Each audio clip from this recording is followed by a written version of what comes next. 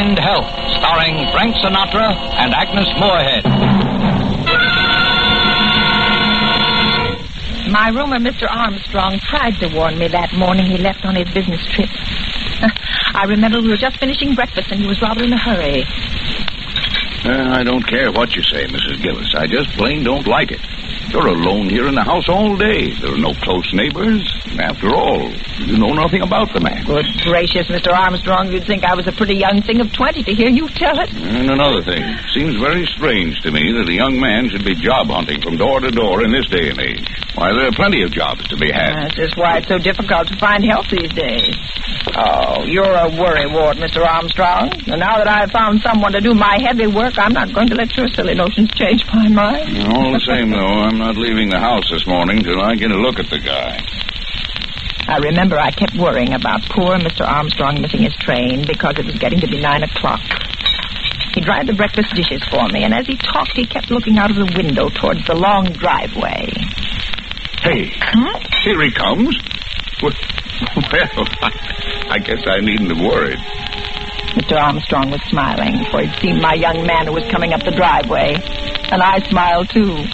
Even I had forgotten what a meek, harmless-looking lad he was. Why, he could hardly be called a man at all, I thought. So that's the critter who's been causing me all this mental anguish. There, you see, you and your silly ideas. Why, the little guy's not strong enough to keep a regular job, I suppose.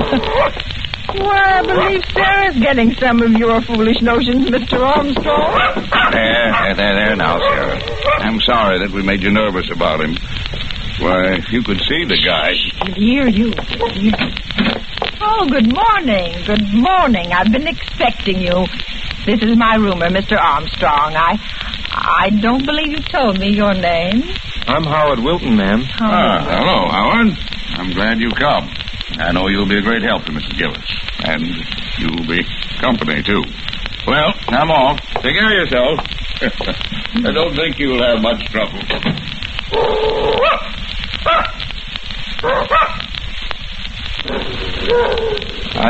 I don't believe your dog likes me, Mrs. Gillis. Yes, of course she does, but she's just getting a little old and peevy. Oh. Come along now, Howard, and I'll show you where to hang your coat. Yes. Oh, yes. I always hang my coat up. He followed me into the closet storeroom at the back of the house. Then I handed him a clothes hanger and a rough, heavy apron, which I kept for cleaning help. Is this apron clean, Mrs. Gillis? Why, of course it's clean. No one's worn it since it was laundered last. But there are spots on it. See? Spots? Oh, here, let me look at it. Oh, well, that's paint. No dirt and dried paint. Well, if you don't mind, I'd rather not wear it. Well, what do you wear then? You didn't bring out the clothes, did you? I'm a neat worker, Mrs. Gillis. You needn't worry about my clothes. No. I turned, and the light hitting his face from the small window made him look so different. I was startled for a moment, and then I thought, you're a silly old woman, Mrs. Gillis. And then I smiled. Are you laughing at me, Mrs. Gillis? Oh, I know. I was laughing at myself. Come along. Let's get started now.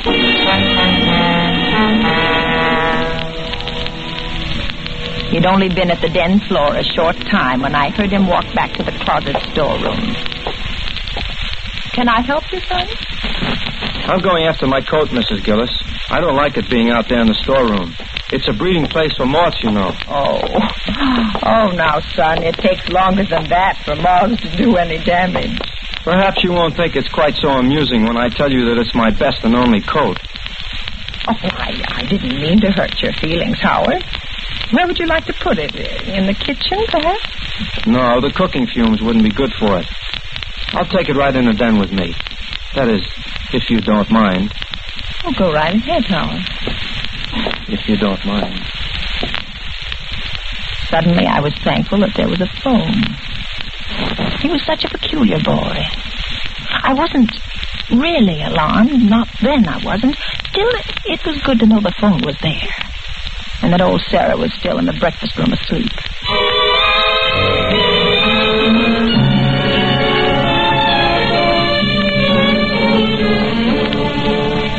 I went on about my own work that morning, but several times I went into the den to have a look at him.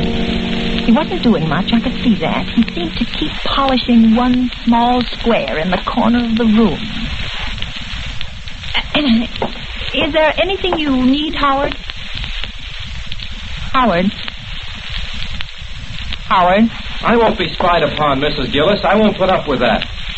Well, see here, lad, I think we must have gotten off on the wrong foot. I'm not spying on you. Then why do you keep popping in like this? Why, Would you like me to go faster? Would you like me to spill out my life's blood for you here on the floor? Is that what you're after? Howard, are you well? Are you well enough to work? Of course I'm well. If only you'd quit bothering and pestering and questioning me. Is that too much to ask? Well, look, Howard, I'm interested in young men. I have 2 boys of my own. They're in the service. You see that Bill on the desk there? He's a Marine. And on the table there, that's Dennis. He's in the infantry. He's overseas. Oh. So that's why you hate me. I see it all now. Hate you? Well, whatever gave you that? Yes, you hate me. I could tell it the moment I walked into this house this morning. But Howard... You hate me because I'm young and I'm not in the service like your boys. Why, it never occurred to me. You must know I was grateful when you came looking for work. Grateful? You resented me. The only reason you have me here is to work my life's blood away, to punish me for not being in the service just because your sons are in the service and I'm out. Son, you're ill. Let's put the work away now, and I'll make you a cup of tea. Oh, so you don't want me to do the job, is that it? You're like the Army. There was a job to be done, and they wouldn't let me in. Now you'd like to stop me in the middle of this. I only want you to do whatever will make you feel better. Well, leave me alone, then. Yes. Mrs. Gillis. Yes? I'll tell you why I'm not in the Army, if you insist. I don't insist at all, Howard. If you must know, I'll tell you. They said there was something wrong with my mind. Yes, I just thought maybe you'd like to know, Mrs. Gillis. They said there was something wrong with my mind.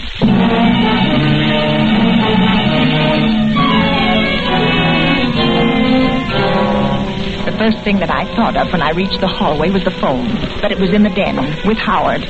I ran quickly to the back door, but it was locked and the key wasn't in its usual place.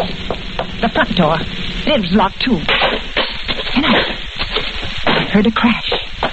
It came from the den. I rushed in to find Howard peacefully polishing away at the same spot. He hadn't moved an inch. He didn't look up at me. Then I saw the phone which had fallen to the floor beside him. But it hadn't just fallen. The wires had been torn out of the wall.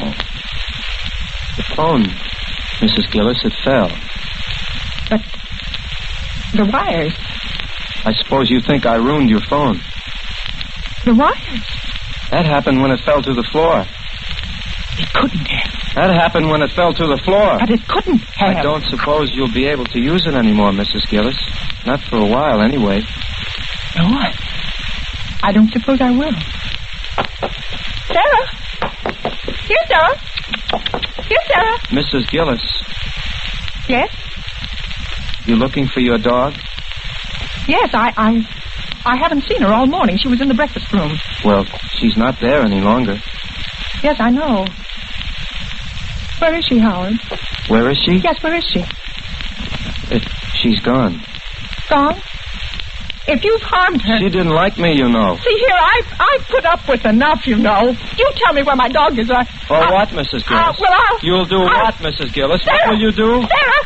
She's gone, Mrs. Gillis. I told you that. You've harmed my dog. Have I? You killed her. Oh, poor old Sarah who never hurt a thing. She would have hurt me. You're bad, Howard. You're wicked. You're wicked. You're a coward. I'm not a coward, Mrs. Gillis. Yes, you are. Cowards are afraid to kill. Only a coward would kill a poor old dog. Well, if I were a coward, I'd be afraid of you, and I'm not afraid of you. Now, you let me out of here. Let me out. I have strong hands, Mrs. Gillis. My fingers are like steel. I've never harmed you. No, and Sarah didn't either, but she would have if I hadn't harmed her first. Let me out of here. You're getting very noisy, Mrs. Gillis. Perhaps if I locked you in this closet, you'd calm down a bit. Howard!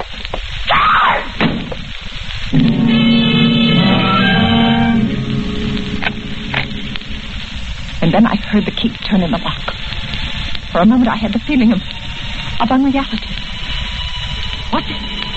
Was this really happening? But I found out soon enough it wasn't a dream. For the dim light from the little square window picked out a limp, lifeless object in the corner among the dusty mops. I knew without looking further what it was. Poor Sarah. Sarah, who never harmed a soul.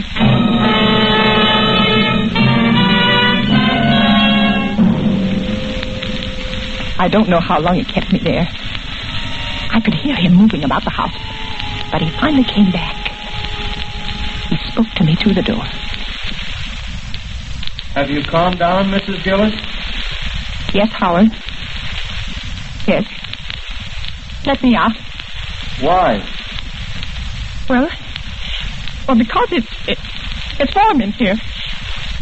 Because I want to get out. You were looking for your dog, weren't you? Well, never mind about that, Howard. Just let me out. You know, Mrs. Gillis, if I kept you in there, you wouldn't be able to spy on me ever again. I won't spy on you, Howard. Please let me out. Do you know what I've been doing, Mrs. Gillis? No. I've been doing your den floors, just like you asked me to. And that's fine, Howard. It was fine being able to work peacefully, knowing that you were someplace where you couldn't bother me. I won't bother you, Howard. It was very peaceful. Nobody to bother me. Let me out, Howard. Will you promise to do as I tell you? Yes, I promise. Anything? Anything. Very well, then.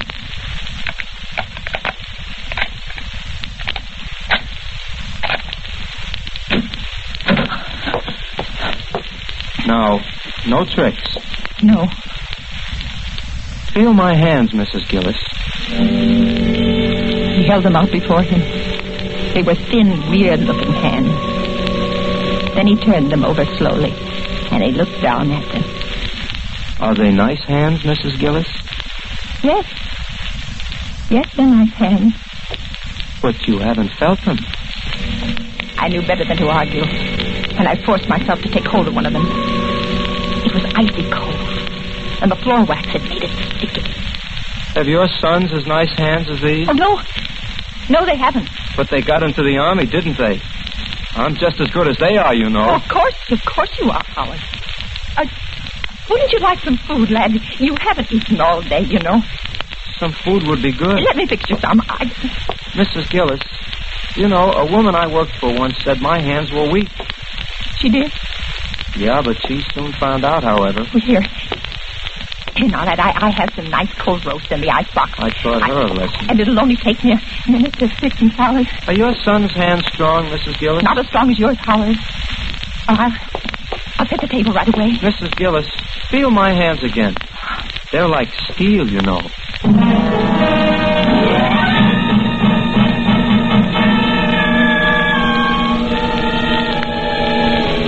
I finally managed to get some lunch on the table, and Howard sat beside me. He didn't say much, and he ate very little. I tried to appear casual, to engage him in a conversation, just anything. Do you work often, Howard? Not often. Well, do you have trouble finding jobs? Well, people are anxious to find help these days, weren't you? Yes, to find help. Mrs. Gillis, they're looking for me. Who, Howard? Well, I don't know exactly. The people I worked for last, I guess. Well, was that here, in this town? Oh, no. It was in another town. Everyone was looking for me, so I went away. It was horrible to be spied upon, Mrs. Gillis. Do you know what it is to be spied upon? No, I don't. Would you like to know? No, I wouldn't, Howard. I think I'll spy on you for the rest of the day so that you'll know how it feels. No, Howard. Whatever it is you want, just take it and go away. There's nothing I want, Mrs. Gillis. I only want to stay here with you. I can't stand it, Howard. I can't. I am an old woman. Now, please go away and leave me alone. I'm not going away, Mrs. Gillis. There's still a job to be done. I'll go away after I've done everything that's to be done. Howard, I have some money here in my pocket. I got it upstairs for you. It's a great deal, and I'll give it to you. I don't want your money, Mrs. Well, Gillis. then go away. Oh, that would be foolish. Then you tell her. Oh, no, I wouldn't. I wouldn't really, Howard. Go away, and I'll never tell us so that you've been here. I won't tell us so. I don't believe you, Mrs. Gillis, and I don't trust you. There's only one way of being certain that you won't tell, and that... My heart jumped. For when I looked out the window, I saw that it was the milkman. Howard moved quickly to the window. tell him to go away. I can't. I've ordered some extra things. And go into the storeroom until he goes. I can't, Howard. He knows I'm here, and he'll expect me to pay him. You promised to do as I told you. Now, will you tell him to go away? Howard, if I tell him to go, he'll think something's wrong, and then you'll get caught for sure.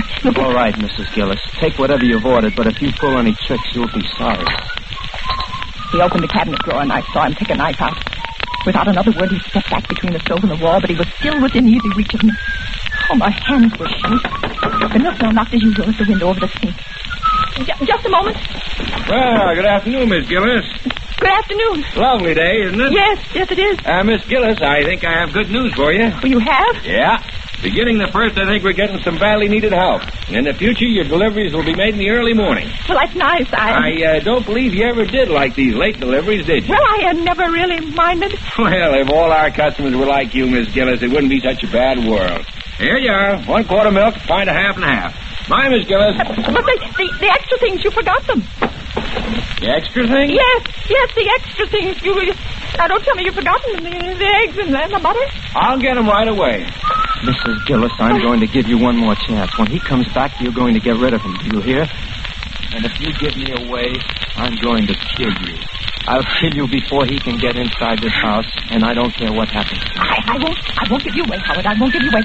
I'll only pay him. I have to do that. Shut up and remember. Well, here you are, Miss Gillis. Thank you. Anything else? No, that's all. Miss Gillis, I'm sorry, I can't stop to talk to them. Howard stood for a moment behind the stove, his eyes were blazing. Then he spoke without moving. You're very clever, aren't you, Mrs. Gillis? What do you mean? You thought you were going to put something over on me, didn't you? I sent him away, didn't I? The extra things you ordered, there weren't Yes, any. there were. You saw him, you heard him. He didn't know what you were talking about. The milkman had returned. He stood outside the window. Howard looked at me, and I saw his knuckles go. As he touched his knife. This is your last chance. Get rid of him. Yes, I will. I will, Howard, I will. Sorry to bother you again, Miss Gillis, but you forgot the points on the butter. Oh, yes. Yes, the ration point. Here you are. Sorry I had to bother you, Miss Gillis, but you see, I have to... Yes, I'm busy. Can't you see I'm busy?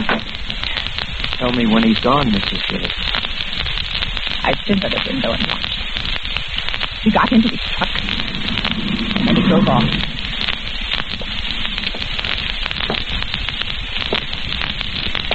So that was your scheme, was it? So you wanted to give me away? He's gone now, Howard. You thought he'd save you, didn't you? No, send him away like you asked me. Do you know what would have happened to me? Do you? They would have taken me away. Howard, leave me alone. I'm going to punish you. No, Howard, I've been punished. No, you haven't. Standing very close now, and I knew he still held a knife. And suddenly, everything was black, and I slipped to the floor.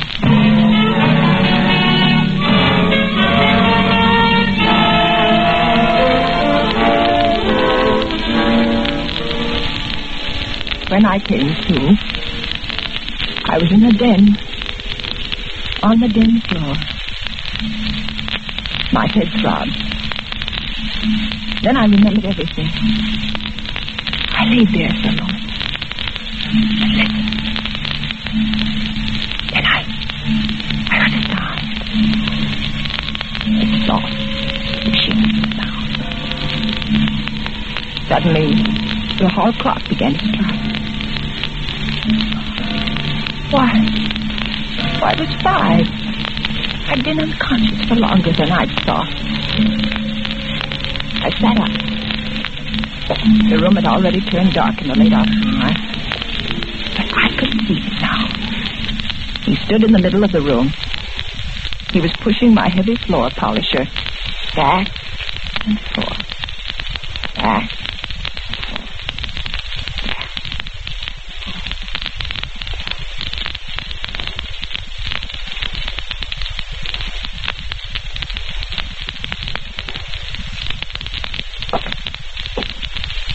What time is it, Mrs. Gillis? About 5. Well, I guess I'll call it a day now. I've done a nice job, haven't I? Yes, Howard. Very nice. I think I'll be going now. I got to my feet. He paid no attention. He picked up his coat, which he placed over a chair when he had taken it from the storeroom. Then he looked at the floor again. Doesn't it shine nicely, Mrs. Gillis? Yes. Yes, it does. Was it worth $5 to you? Oh, yes, Howard. I have nice hands, haven't I, Mrs. Gillis? Yes, Howard, you have. Here, take the money. Thank you. You know, it's a pity they have to be used to polish floors. You've done such a good job, Howard. I'm going to give you a few extra dollars. Thank you. Will you be meeting me tomorrow, Mrs. Gillis? No, thank you, Howard.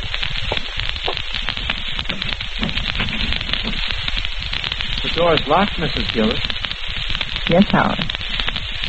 Do you have a key? Yes, I do. I just remembered. A lot of things. Mrs. Gillis, there's someone at the door. Yes, Howard. Will you open it? Oh, should I? Yes, Howard, you have the key. I have? This it, Mrs. Gillis? Yes. Yes, it is. Open the door. Open the door, Howard. Open it. All right, Mrs. Gillis. Hello. I'm Mr. Stevens of the phone company. Your phone's been reported out all day.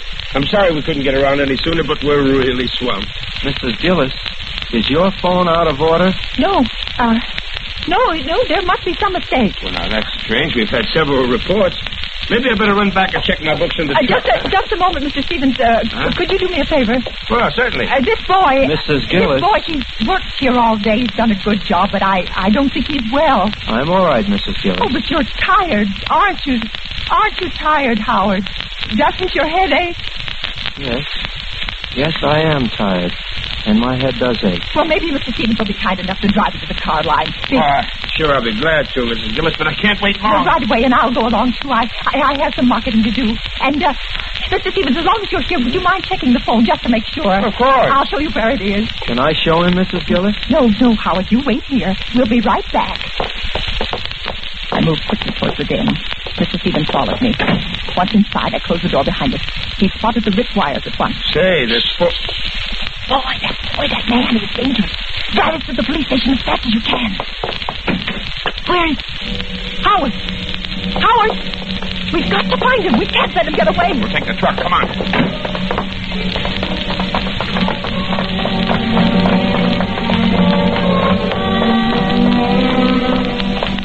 But when we reached the car, I suddenly saw him. He was sitting in the front seat, with his coat folded neatly over his lap. Were you looking for me, Mrs. Gillis? Yes, Howard. Yes, I was. Are you ready to go? Yes, I'm ready.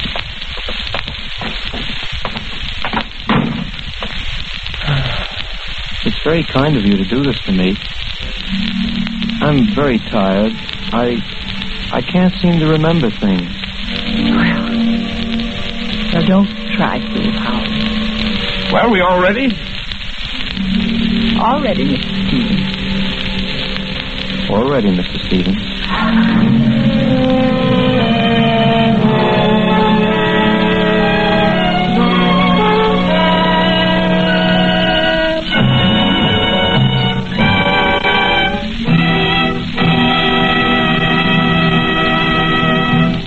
And so closes To Find Help, starring Frank Sinatra and Agnes Moorehead. Tonight's study in Suspense. Suspense is produced, edited, and directed by William Spear. Suspense.